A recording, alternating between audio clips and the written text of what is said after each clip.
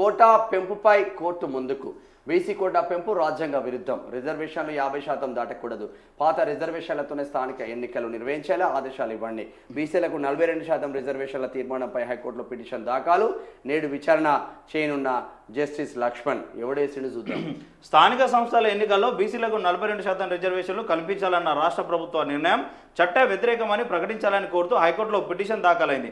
మేడ్చల్ మల్కాజిగిరి జిల్లా మూడుచింతలపల్లి మండలం కేశవపూర్ గ్రామానికి చెందిన బుట్టెంగారి మాధవరెడ్డి, సిద్దిపేట జిల్లా చిన్నకొండూరుకు చెందిన జూలపల్లి మల్లవ దాఖలు చేసిన వాయిద్యాన్ని బుధవారం న్యాయమూర్తి జస్టిస్ కె లక్ష్మణ్ విచారణ చేయనున్నారు. స్థానిక సంస్థలకు నిర్వహించబోయే ఎన్నికల్లో బీసీలకు 42% రిజర్వేషన్లు కల్పించాలని ప్రభుత్వం తీసుకున్న నిర్ణయం రాజ్యాంగ వ్యతిరేకమని పిటిషన్లు పేర్కొన్నారు.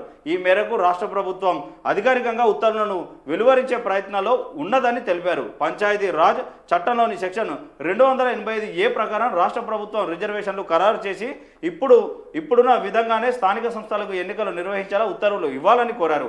ఆ సెక్షన్ను తొలగించి బీసీలకు 42% రిజర్వేషన్లు ఇవ్వాలని శాసనసభ తీర్మానం చేయడం చెల్లదని ప్రకటించాలని కోరారు. ఈ మేరకు ఎన్నికల్లో నోటిఫికేషన్ జారీ చేయాలనే యోచనలో ప్రభుత్వం ఉన్నదని తెలిపారు. ఈ కేసులో ప్రతివాదులుగా ప్రభుత్వ ప్రధాన కార్యదర్శి, పంచాయతీరాజ్ శాఖ, సాధారణ పరిపాలనా శాఖల ముఖ్య కార్యదర్శులు, రాష్ట్ర ఎన్నికల సంఘం మేడ్చల్, మల్కాజిగిరి, సిద్దిపేట కలెక్టర్లను పేర్కొన్నారు. ఇక పాత రిజర్వేషన్ల ప్రకారమే ఎన్నికలు జరగాలి. పంచాయతీరాజ్ చట్టంలోని సెక్షన్ 285Aలో పేర్కొన్న రిజర్వేషన్ల ప్రకారమే స్థానిక సంస్థల ఎన్నికలు నిర్వహించేలా ప్రభుత్వానికి ఆర్డర్ ఇవ్వాలి. హైకోర్టుకు పోయిండా ఎవడు?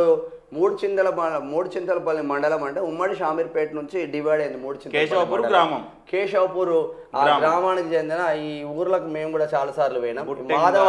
మాధవరెడ్డి అంటోడు వేయండు.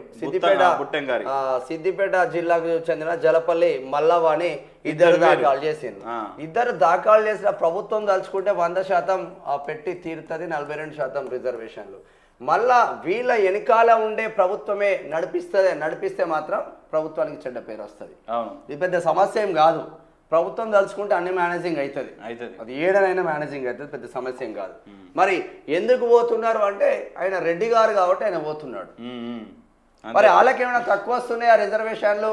5% ఉంటే 10% ఈడబ్ల్యూఎస్ రిజర్వేషన్లు వస్తున్నాయి కదా. మరి ఒరిగేది ఏమున్నది అంటే అట్లెంటుంటుంది, బీసీలు బాగుపడద్దు కదా. మరి మీ అయ్యా జాగిరా బీసీలు బాగుపడపోతే. జీవో ఇద్దాం, వదిలేద్దాం. ఎవరైనా కోర్టుకు వెళ్తే వారిపైన నిందలేద్దాం. బీసీ కోటాపై సర్కారు డ్రామా. 42% రిజర్వేషన్లపై సర్కారు నిర్ణయం. నేడు రేపో జీవో జారీ చేసే అవకాశం. బీసీలకు 13 జడ్పీ, 237 జడ్పీటీసీ, ఎంపీపీ, 2421 ఎంపీటీసీలు దక్కే ఛాన్స్. కులగణన ఆధారంగా కోటా 2011 జనాభా ప్రకారం ఎస్టీ ఎస్సీ రిజర్వేషన్లు. సరే, ఆ జీవో ఇద్దాం, వదిలేద్దాం అంటే ఇంత ప్రయత్నాలు చేయకపోవచ్చు. ఇప్పుడు అసలే చేయకుండా అయిపోతుంది కదా. ఇప్పుడు రేవంత్ రెడ్డిని అడిగేటోడేవాడు? రాజ్యం ఆయన చేతిలో ఉంది. ఆయన అన్ని విధాలుగా ప్రయత్నాలు చేస్తుండు కదా. మంచి చేస్తే మంచి కోరుకోవడానికి తప్పేముంది. మంచి చేసినోడు కూడా చెడుగా ప్రవర్తించి చెడుగా చూడడం మంచిది కాదు కదా. రేవంత్ రెడ్డి చూపించే ప్రయత్నం కానీ ఆయన చేసే ఫలితాలు కానీ ఇక్కడ మనకు చిత్తశుద్ధి కానీ మనకు కనిపిస్తుంది కదా. తప్పేముంది? ముందుకు వెళ్ళాలి, 42% రిజర్వేషన్ రావాలి, రేవంత్ రెడ్డికి మంచి పేరు రావాలని కోరుకుంటున్నాం.